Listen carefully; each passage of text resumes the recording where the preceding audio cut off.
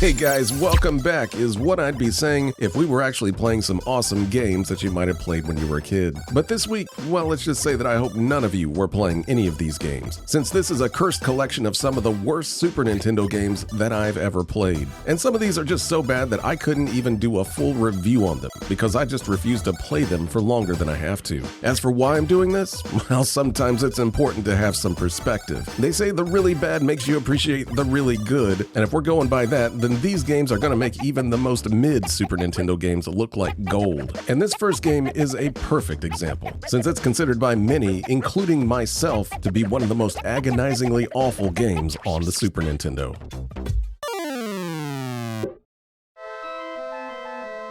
The Rocketeer for the Super NES is an absolutely atrocious video game.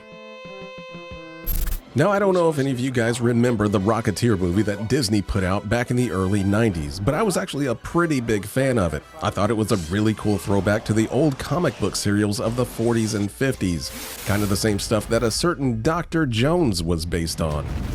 But the Rocketeer was definitely more of a superhero flick though, and the idea of strapping an experimental rocket pack on some dude to fight Nazis is just as appealing today as it was back then. Especially if you could somehow maybe just translate that into a video game.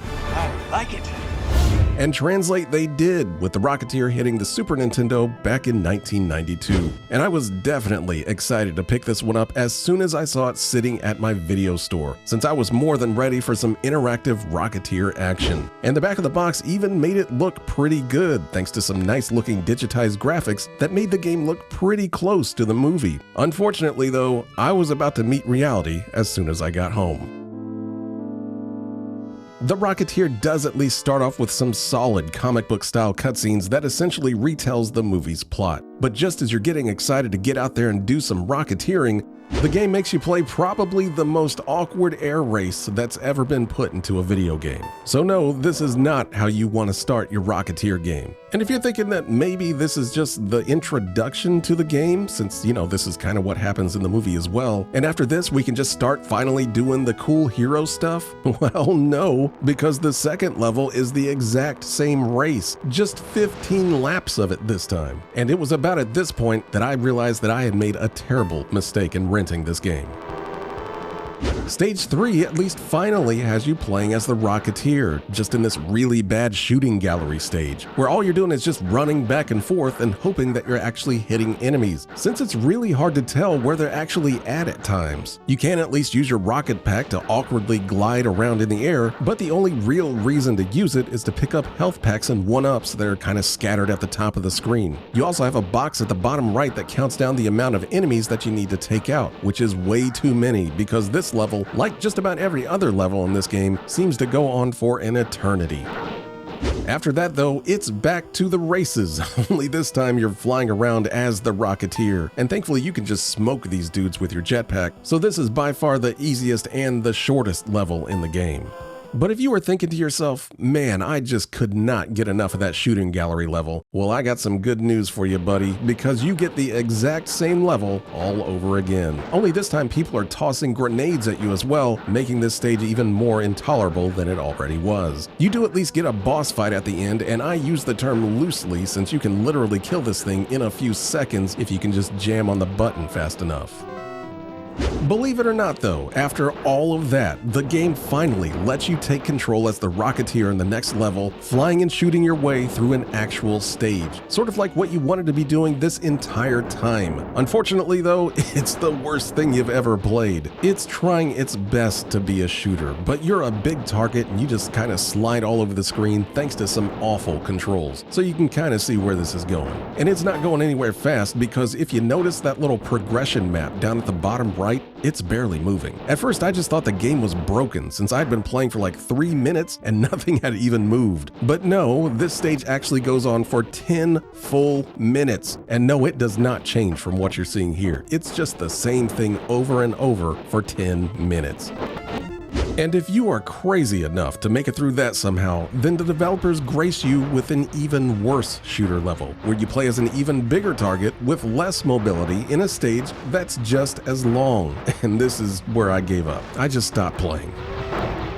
But I have actually made it to the end of this game, so here's some really old footage of me getting to the last stage, which of course switches gears once again, only this time being a horrible beat-em-up that's barely playable. And if you can manage to beat this level, then you've actually completed the Rocketeer, which by my count was 4 whole stages reused over and over again until you just start hating yourself for playing it. The review that I previously did on this channel covers this one in just a little bit more detail, but I think you get the idea. Not only is this an absolutely terrible representation of what made the Rocketeer movie so cool, but it's also just one of the flat-out worst games on the Super Nintendo, or really any system. I'm not sure what the developers were trying to go for here, but man, it just does not work at all. It's obvious they really wanted to show off their kind of impressive digitized graphics in the game, but doing so in like 4 really bad styles of games was just a bad idea. The crazy thing is that all the developers needed to do was look over at the NES version of the game to see what a totally fine version of the Rocketeer should be in video game form. I mean, it's literally just a very basic action platform game, but you know what? I think that's all it needed to be in the first place. Not a damn air race, not a shooting gallery, not even a shooter stage so eye-wateringly boring that I couldn't stand playing the game anymore. But if you're like me and you're one of the few people out there that's still a fan of the Rocketeer, well, I'd suggest just playing the NES version instead. As for that Super Nintendo version though, strap that thing to a rocket pack and blast it far, far away.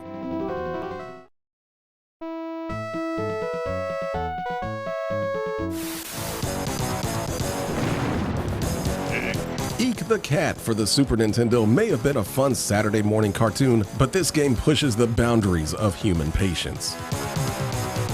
Now everyone put your hand up if you watched Eek the Cat when you were a kid, since I know there's gotta be a few of you weirdos out there. Don't worry though, because I'm one of those weirdos as well, because I loved Eek the Cat, and I tried to catch it on just about every single Saturday morning. But the Super Nintendo game though, well, special thanks goes to Guru Larry for stopping by and mentioning this one a few videos back. And just to be clear, he wasn't saying that it was a good game. But I was still gonna include it in last week's video, the whole Saturday morning cartoon video, since, you know, Eek the Cat, that would have fit perfectly. But I was just not prepared for how awful this game is. Apparently, this was actually a PC game called Sleepwalker that was reskinned a year later on the Super Nintendo as Eek the Cat. And no, it really doesn't make much sense as an Eek the Cat game, since the entire thing is essentially one long escort mission. If you watched that Nickelodeon video a while back where I was actually just kind of losing my mind with Rocko's Modern Life, then you basically know what this one's all about, except it's even worse. Eek is one of those games where all you do is escort someone to the end of the level by manipulating them as they mindlessly walk forward. You do this by pushing them, kicking them to other platforms, or just attempting to keep them out of danger since you only lose when they take too many hits.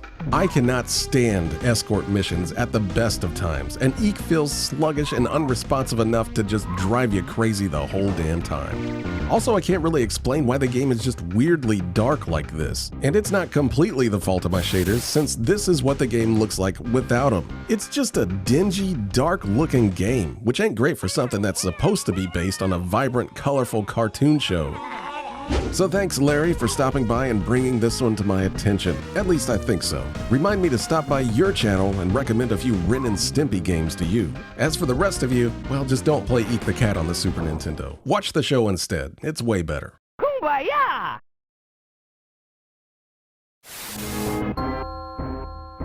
Hey look, it's Batman Forever on the Super Nintendo, the internet's favorite bad Super NES game. We've actually covered a good chunk of Probe Software games on this channel, to the point where I feel like I'm getting dangerously close to being a knowledgeable expert on their games. And I've always generally liked their stuff more than most people. So the idea of combining Probe Software's typically awesome graphics and sound with a beat-em-up fashioned around fighting game controls sounds like it should be a decent idea. Plus, slather a bunch of Batman all over the place and you should have a pretty solid licensed game based on everyone's favorite Val Kilmer Bat flick. But it feels like Probe Software bit off just a bit more than they can chew with this one. Yes, it does look pretty good thanks to Probe's ultimate Cinefusion technology, or whatever they're calling it, which basically just means that they digitized some art and then tossed it into the game. Now, I've heard people describe this as one of the worst looking Super Nintendo games, and I'm just really not seeing that myself. I think a lot of those people are maybe saying that because they never saw the game on a proper CRT. And yeah, this game is a grungy looking game if you're just looking at the raw pixels. But what you're seeing here is about the best that I can do to emulate a proper CRT, and I don't think this really looks too bad at all. Yes, it is too dark for its own good, but I guess they were maybe trying to go for that whole drenched in shadows Batman look? I don't know, but it is too dark, I'll give you that. The digitized animation for Batman and Robin is also pretty impressive, and if there's one thing that Probe Software could do, say it with me, it was good character animation, and that's still a thing here. But Probe, can we please talk about these massive foreground objects that block off half the screen? I know you really like your foreground objects, they're in just about every damn game you make. But these are absolutely egregious here because the game's already dark as all hell, and these monolithic foreground objects are just blocking everything that you can see. And sometimes there's just stages like this where you can barely even see your character because there's just so many foreground objects. Like, why do you need to do this, Probe? It doesn't look that good. Still though, I do think it's a better looking game than most people give it credit for, even if it is more form over function. But that is where anything good about this game ends, because everything else is executed so poorly that it's hard to believe someone decided that this was okay to put on store shelves. Basically, what you have here is a beat-em-up. It's a really stiff and unwieldy beat-em-up, but a beat-em-up nonetheless. And that would be fine since we've had some really great Batman beat-em-ups on the Super Nintendo, so I wouldn't fight you at all if you told me I was gonna get another one. But instead of sticking to the standard simple beat-em-up formula of a couple of attacks or something like that, they decided to give us an entire fighting game worth of moves at your disposal. You've got 2 punch buttons, 2 kick buttons, jump attacks, roundhouse kicks, sweeps, rapid-fire punches, special moves, and an entire set of gadgets to use, among others. And it's all made even worse thanks to the game also trying to emulate the feel of a fighting game. You're always kind of locked to your opponent whenever you're fighting them, so you can't just instantly switch directions like you can in a standard beat-em-up. And that wouldn't be too bad, but as soon as another enemy comes onto the screen, this all gets really awkward to deal with. You do get a backwards punch and kick to try to fend them off, but it always feels like it's a little bit too slow and the enemies are a bit too fast to make them useful. Plus, the AI loves to turn you into a bat sandwich any chance they get, making just about every single confrontation a mad dash to try and wrangle them to the side of the wall and beat them as quickly as possible. And sticking with that whole fighting game theme, your special items that you can choose before a stage are all used by inputting fighting game style controller movements. At least I think they are, because no matter how hard I tried, I could rarely get these things to work. And I'm a guy that plays a lot of fighting games, and I couldn't figure these out. It seems like you have to be engaged with an enemy before they'll trigger, but even then the timing is so exact that you have to be perfect with your inputs. And even when you manage to do one, they're just kind of slow and hard to hit anything with. In theory, these should help a lot with the crowd management, but they are so damn hard to use consistently that I just ended up giving up on them. And hell, even just getting around the levels are weird. Sometimes there are areas of the stage where you need to go that you don't even know are there unless you just hunt for the spot where you can grapple up to them, since the game's super weird about where you can actually do that at. Like seriously, look at this. How would you know that there's an entire area just above you? There's no way to know unless you just grappled right here underneath this door and pulled yourself up. And you might think that's for like finding secret areas or something like that, but no, the way you're actually supposed to progress in a lot of these levels is just wandering around to find out where the enemies are going to jump out at you, since you have to beat all the enemies in a certain section before you can move on to the next section. And believe it or not, some of these stages even have a timer, which just makes the confusion of where to go even more frustrating. Like I said, I can't believe that someone gave the okay to release this game in this state. For better or worse, Probe Software always seemed to be an ambitious developer, and sometimes that worked out with games that weren't anywhere near perfect, but they were at least fun and memorable for just how much they stood out from the rest of the crowd. Batman Forever is the opposite of that though, since ambition has crippled this game to the point where it's barely playable. I know that fighting games were all the rage back then, and every developer seemed like it was trying to chase that dragon, especially Mortal Kombat. But trying to shoehorn it into this game ended up turning Probe's biggest licensed game into one of the worst games ever made. And I guess that's the problem with ambition. It can build you up to heights that you never dreamed of, but it can also bury you just as quick. And I think Batman Forever deserves to be buried right alongside Probe Software.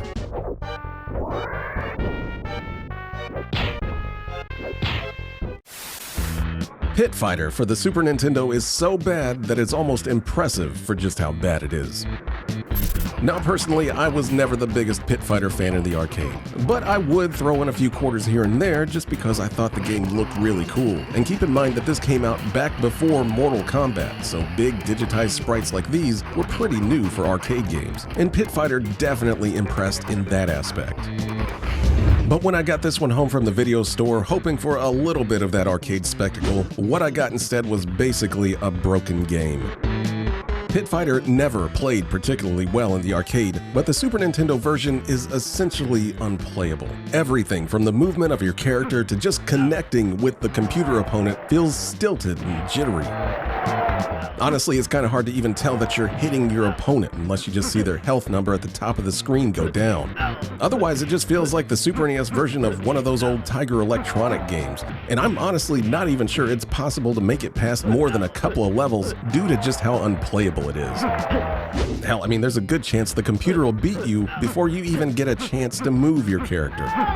And if you were somehow hoping that the graphics would save this one, I mean, just look at it. This is a crippled shadow of the arcade version. The characters are all super small, the animation's a joke, and those cool interactive crowds from the arcade look like grayscale cardboard cutouts here. It's just a gross looking game. And within 10 minutes of playing this one at home, I couldn't believe what I had wasted my money on. This is like the very first Super Nintendo game that I played where I felt like I had been scammed somehow. This is barely a game, and I put the blame entirely on the developers since I know that the Super Nintendo could have done better than this.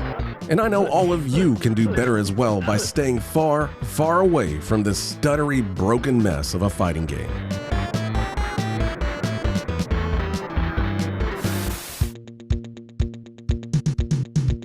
Skuljagger for the Super NES was a game that I had completely forgotten, and I kinda wish it had stayed that way. You ever see some random game that unlocks a deep, dark memory that you thought you'd forgotten? Well, that's what Skuljagger did to me. I actually saw this while I was flipping through some Super NES box art the other day, and it all came flooding back to me. Standing in the video store with nothing worth renting, not even my usual go-tos. And I remember seeing this box and being like, yeah, that kinda looks neat. There's this cool Skeletor pirate guy on the front of the box, and I think that alone sold me because the art is really good, even if the back of the box made the game look a bit suspicious. But nothing else was in, and my dad was close to dragging me out of there, so Skuljagger it was. And I'll get to Mr. Jagger here in a second, but the first thing I noticed about the game wasn't the game itself, it was the game's manual. The woman at the video store handed me the game case and it was like a solid 2 pounds just due to this manual alone. And no joke, this thing is 80 pages long, 74 of which are just dedicated to the complete story of the game, and that is just insane for a Super Nintendo game. But you know how many pages are actually dedicated to playing the game though? 3 pages. And sadly, that's about all you need because Skuljagger ain't doing much more to warrant an even larger manual. Since this is just a very basic action platformer set in some sort of weird pirate world. And that leads me to the second thing that I noticed about this game. It's ugly. This has to be one of the ugliest Super Nintendo games I've ever played. Now, I don't generally hate on art because I know it can be subjective as all hell, but I don't think I'm the only one playing this and wondering if the art department for this game was using MS Paint as their primary software. The characters are like these large, chunky sprites with almost zero shading or animation. I can't say they at least stand out, but probably not for the right reasons. The backgrounds fare a little bit better than the characters since they do have some fun locations, but they still just come off as like really cheap looking. I think about the best thing that I can say about Skuljagger's graphics is that it did an excellent job of foretelling what bad Flash games would look like on a computer just a mere decade later. I saved talking about Skuljagger till the last because it's probably the least memorable thing about it. Unlike some of the games in this video though, Skuljagger is at least playable, but it's still not very good. Controlling your character ain't too bad if you're just moving left and right, but as soon as you jump or climb something, then you should probably just start hoping for the best. The jump is super floaty, and the game has a bad habit of putting ledges just off screen so you can't see them. So most of the time you're just gonna have to jump and then pray that something's underneath you.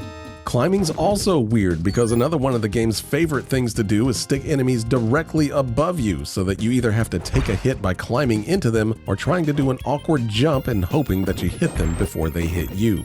And if you're wondering what all of these gemeralds are that I'm collecting here, well, allow me to explain because I'm actually just running out of things to talk about with this game. The red gem lets you shoot power balls out of your sword, which is their description, not mine. Blue gems give you some points and also acts as your stage checkpoints, and if you collect 25 green gemeralds, then you get an extra life. The red and green gemeralds also act as your health, since you can actually take a hit as long as you got some, kinda like Sonic's rings, except that they don't bounce around if you get hit or anything like that. You just instantly lose all of them. I guess the game's biggest gameplay gimmick are bubblegum powers. You'll find various fruit that's littering each level that you can pick up, and each one has its own unique power whenever you press the bubblegum button.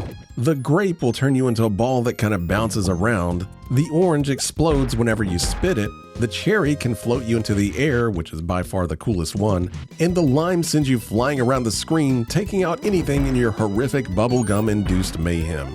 Now, I am not sure what the importance of bubblegum is to Skuljagger, and you are crazy if you think I'm gonna skim 74 pages of this story to find out, but I guess I can't say that it's not unique.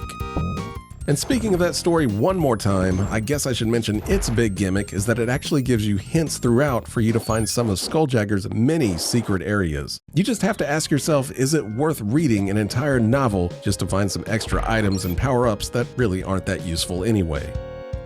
And that's really about it for this one. It's not offensively bad, but I mean, it sure rubbed me the wrong way at the time. I think the reason that I hated Skuljagger so much back then wasn't really because it was a horrible game. It was mostly because I was mad at myself for renting it. I mention video stores a lot in these videos, but you gotta understand that video stores was my window to being able to play video games, since I rarely got a new game back then. So usually, if I got to play anything, it was because I was renting it. And just getting the $4 to rent a game back then wasn't an everyday thing. So when I'd feel like that I wasted my money on a bad game, it stung. Even worse, I felt like I screwed myself over by making a bad decision instead of just saving my money for, maybe using it the next day. Skuljagger hit me hard on both fronts, and after an hour of playing this game, I hated it. In fact, I apparently hated it so much that I've completely forgotten it even existed. I still don't think it's a very good game on really any front, but maybe this one's just a bit more on me for being mad at the game and not myself like I should have been. But really, of all the games in this video, I think Skuljagger might be the one to check out, especially if you just want to see how weird it is. And Skuljagger is really weird. And if that's all you need for your Super Nintendo games, then you could probably do a lot worse than Skuljagger.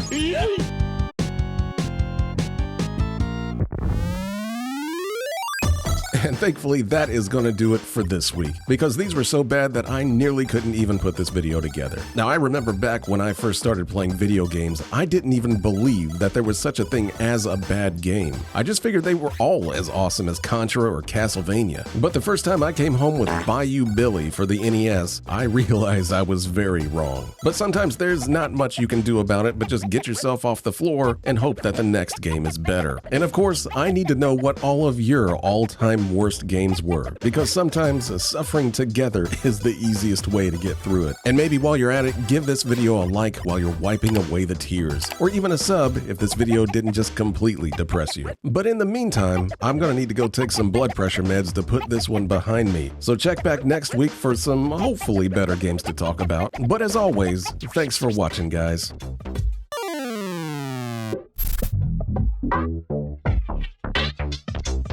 What?